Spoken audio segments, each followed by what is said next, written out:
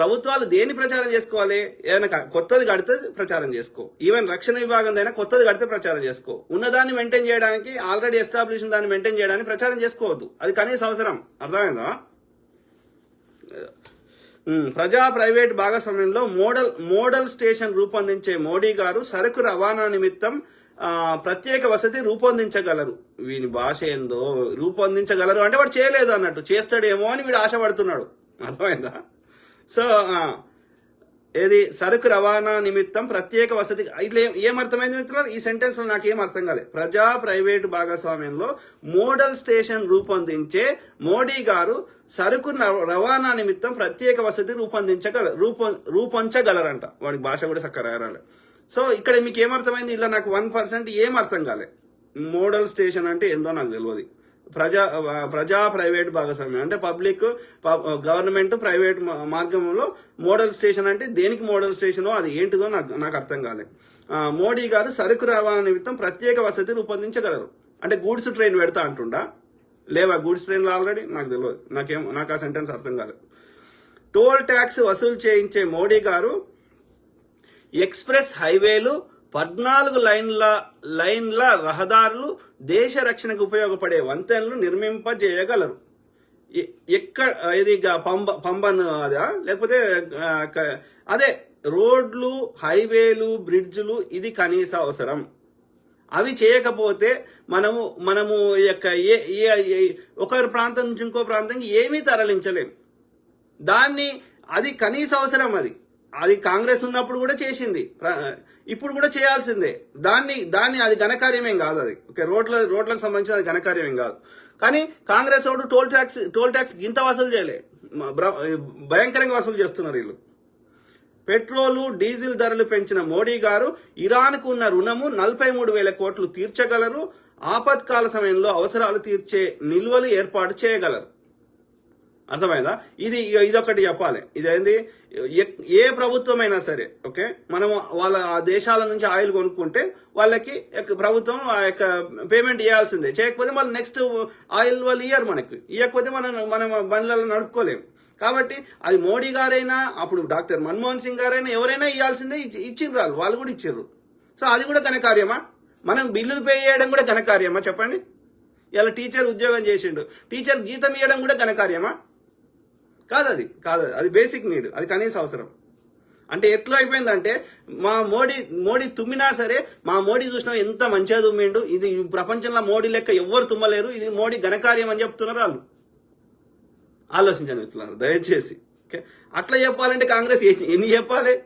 వానికి ఆలోచించండి. సో మనం ఒక దేశం నుంచి పెట్రోల్, ముడి పెట్రోల్ కొనుక్కుంటే దానికి బిల్లు పే చేస్తానంటే మోడీ ఘనకార్యం చేసిండంట. Very unfortunate. గ్యాస్ ధర పెంచిన మోడీ గారు 7 కోట్ల మందికి ఉచిత గ్యాస్ సరఫరా కూడా చేయగలరు. చెప్పండి మిత్రులారా, ఎంతమందికి మీకు మోడీ ఇచ్చిన గ్యాస్ ఫ్రీగా వస్తుంది?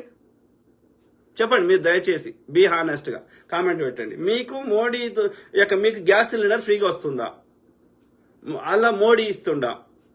కామెంట్ పెట్టండి, చదువుతాం. ఓకే, అదేంది ఉజ్వల కింద ఫస్ట్ టైం ఫ్రీగా ఇస్తారా, లేకపోతే తక్కువ రేటుకి ఇస్తారు గంతే. తర్వాత రీఫిల్కి ఏమి ఉండదు, 1 పైసా ఇయ్యారు. అర్థమైందా? స్వచ్ఛ భారత్ కు ప్రాధాన్యం ఇచ్చే మోడీ గారు 12 కోట్ల మరుగుదొడ్ల సౌకర్యం కల్పించగలరు. అర్థమైందా? స్వచ్ఛ భారత్ కి నార్త్ ఇండియాలో సండాసులు కట్టించిండంట, కానీ అది ఓడు వాడతలేడంట. ఎందుకంటే అది కరెక్ట్ గా పోయే మెకానిజం సరిగ్గా పెట్టలేదంట. అందుకని మళ్ళా ఊర్లో అవతలకే పోతురంట నార్త్ ఇండియాలో. ఓకే, ఈ సౌత్ ఇండియాలో ఎంతమందికి మరుగుదొడ్లు మీకు వచ్చినాయి? ఎవరికైనా మోడీ కట్టించిన స్వచ్ఛ భారత్ కింద మరుగుదొడ్లు? స్వచ్ఛ భారత్ అంటే ఒక మరుగుదొడ్లే ఉంటాయా? రోడ్ల పరిశుభ్రత ఇవన్నీ ఉండయా? చెప్పాలి, వాళ్ళే చెప్పాలి. సిఏఏ, ఎన్ఆర్సీ, ఎన్పిఆర్లను అమలు చేసే మోడీ గారు పాక్, బంగ్లా, ఆఫ్ఘన్లలో వివక్షను ఎదుర్కొంటున్న అక్కడి మైనారిటీలకు భారత్లో రక్షణ పౌరసత్వం కూడా కల్పించగలరు. ఏంటో రవితులారా, ఇడేమంటున్నాడు? సిఐఏ అవన్నీ ఉన్నాయి కదా, ముస్లింలకు వ్యతిరేకంగా చట్టాలు తెచ్చి ఇక్కడున్న ముస్లింస్ ని విదేశీయులు అంటున్నాడు.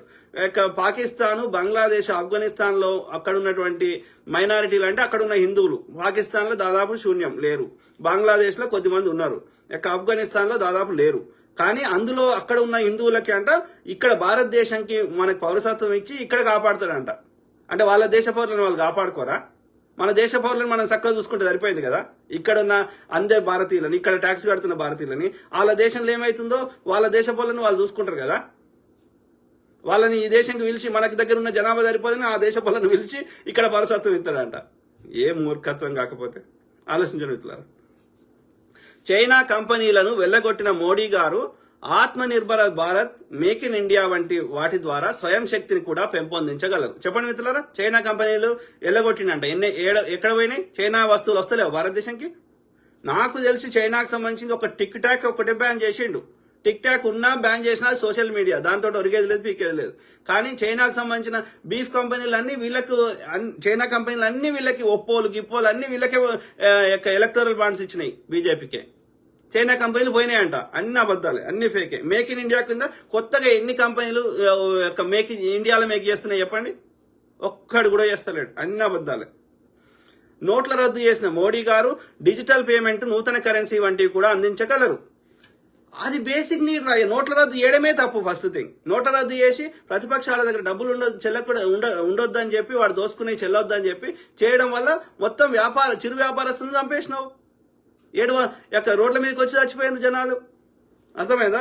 బిడ్డ పెళ్లి కోసమో, కొడుకు చదువు కోసమో దాచిపెట్టుకునే అవి చెల్లయ్య అంటే వాళ్ళకి తెలియక పాపం అమాయకులు అవి గుండెపోటు వచ్చి చచ్చిపోయారు. అర్థమైందా? డిజిటల్ పేమెంట్ ఆఫ్రికా దేశంలో కూడా, ప్రతి ప్రపంచంలో ఎంత అడుక్కునే దేశంలో కూడా ఈ అలా ఫోన్లకు వెళ్ళి ఫోన్ పే డిజిటల్ పేమెంట్ జరుగుతుంది. అలా మోడీ చేసింది ఏముంది? పదాం పద, నైజీరియా వదాం పద, లేదా సుడాన్ వదాం పద, అక్కడ ఫోన్లకు వెళ్ళి పేమెంట్ చేస్తారు, చూద్దాం పద. నువ్వు చేసింది ఏందిరా అయ్యా? దరిద్రుడు. నూతన కరెన్సీ ఒక్కటన్నా డే టు డే ఒక సామాన్యులకు యూజ్ అయ్యేది ఇప్పటివరకు ఇన్నిట్లలో ఎక్కడ మీకు ఇవన్నీ చదివిన దాంట్లోకి ఎక్కడ యూజ్ అయిందో చెప్పండి. ఓకే.